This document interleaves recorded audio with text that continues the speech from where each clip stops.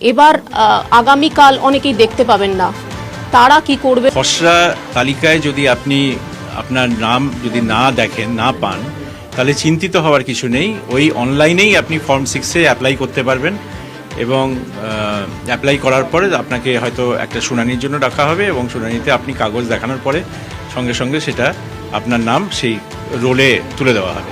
সুতরাং কেউ যদি এখানকার বাসিন্দা হন, তার যদি রিজনেবল প্রমাণ থাকে, তাহলে কিন্তু ভয় পাওয়ার কোনো কারণ নেই। ইলেকশন কমিশন আরেকটুখানি সুন্দর করে কি কাজ করতে পারতো? কোথাও কি সত্যিই তাদের চাপ হয়েছে, নাকি তারা রাজনৈতিক প্ররোচনায় কিছুটা হলেও চাপ বলছেন? আপনার কি মনে হয়?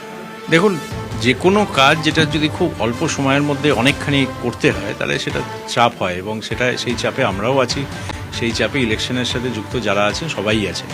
সুতরাং সাধারণভাবে একজন সরকারি কর্মচারীর যে কাজের চাপ থাকে, তার চেয়ে যে বেশি চাপ, এটা নিয়ে কোনো সন্দেহ নেই। কিন্তু এমনও নয় যে এত চাপ হয়েছে যে কাজটা করা যায়নি। তাই যদি হতো তাহলে 81,000 বুথের 58 লক্ষ নাম বাদ তো হতো না। তারা তো কাজটা করেছেন এবং সেজন্য আমি তাদের অভিনন্দনও জানাতে চাই যে তারা এই কাজটা এই সময়ের মধ্যে তুলে নিয়ে এসেছেন। মুখ্যমন্ত্রী মমতা বন্দ্যোপাধ্যায় ইতিমধ্যেই ঘোষণা করেছেন যে যদি একটাও নাম বাদ যায় তাহলে তিনি ছেড়ে কথা বলবেন না। কমিশনের নির্দেশ আমাকে যখন অ্যাপয়েন্ট করা হয়েছিল এবং আমাদের সবাইকেই যখন অ্যাপয়েন্ট করা হয়েছিল, তখন কমিশনের নির্দেশ একই ছিল যে কোনো ব্যক্তি নাম তিনি যদি জেনুইন ভোটার হন, তার নাম যেন বাদ না যায় এবং কোনো ব্যক্তি যার নাম ভোটার লিস্টে থাকার কথা নয়, তিনি যেন ভোটার লিস্টে না থাকেন। সুতরাং এই একই লক্ষ্য আমাদেরও, কমিশনেরও এই সেম লক্ষ্য। তো এটা কি কোনো চাপ হিসেবে দেখছেন? না, এটাই তো কাজ, এটাই তো করছি আমরা। কিভাবে ডিফেন্ড করবেন যদি কোনো দেখেন যে আপনারা? সেই জন্যই তো ইলেকট্রাল রোল পাবলিকেশন এমন নয় যে একবার পাবলিশ করে দেওয়া হলো এবং সেটাই ফাইনাল। যে কারণে এতদিন ধরে বিএলওরা বাড়ি বাড়ি গিয়েছেন, যে কারণে এখন ড্রাফট পাবলিকেশন করার পরে এটা ড্রাফট পাবলিকেশন স্টেজে থাকবে প্রায় 2 মাস। যখন শুনানি হবে, লোকে অ্যাপ্লাই করতে পারবে এবং এই 2 মাসের মধ্যে যদি কোনো ভুল ভ্রান্তি ধরা পড়ে, মানুষ অ্যাপ্লাই করবেন এবং অ্যাপ্লাই করার পর তার শুনানি হওয়ার পরে তার নাম আসবে বা আসবে না। হিয়ারিংয়ে অ্যাপ্রক্স কত বাদ যাবে? এই যে প্রায় 1 কোটি মানুষ ইতিমধ্যেই আপনারা ঝাড়াই বাছাই করছেন। দেখুন, কত মানুষকে হিয়ারিংয়ে ডাকা হবে এটা নিয়ে এখনও সিদ্ধান্ত হয়নি। আমরা ইলেকশন কমিশনের নির্দেশের জন্য অপেক্ষা করছি।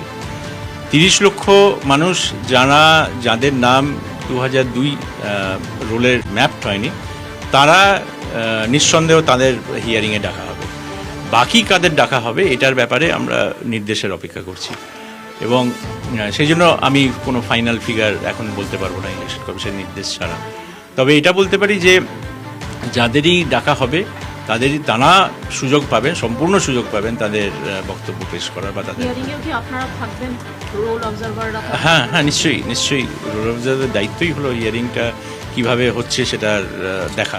আপনি তো বিভিন্ন জেলাতেও গেলেন, অনুপ্রবেশকারী সত্যি কি নজরে পড়লো? বাংলাদেশি কথা বারবার বলা হচ্ছে। দেখুন, কেউ তো মাথায় লেবেল লাগিয়ে ঘুরে বেড়াচ্ছে না বাংলাদেশি বলে। আমি এটুকু বলতে পারি যে এই যে ডিসক্রিপেন্সিগুলো আছে, এই ডিসক্রিপেন্সিগুলো তো পাওয়া গেছে। 1,36,00,000 বিভিন্ন রকম ডিসক্রিপেন্সি। সেটা অনেক ক্ষেত্রে ডেটার ডিসক্রিপেন্সি হতে পারে, অনেক ক্ষেত্রে অন্য কোনো ডিসক্রিপেন্সি হতে পারে। এখন এই ডিসক্রিপেন্সিগুলোকে তো এমনি বলা যাবে না যে এরা বাংলাদেশি কি অন্য কোনো দেশের। কমপ্লেনগুলো নির্দিষ্ট করে সংশ্লিষ্ট আধিকারিককে বলা হয়েছে চেক করার জন্য, সেরকম কিছু কমপ্লেন এসছে। কিন্তু এই হিয়ারিং না হলে এখন থেকে বলা সম্ভব নয় যে কে বাংলাদেশি বা কে বাংলাদেশি না।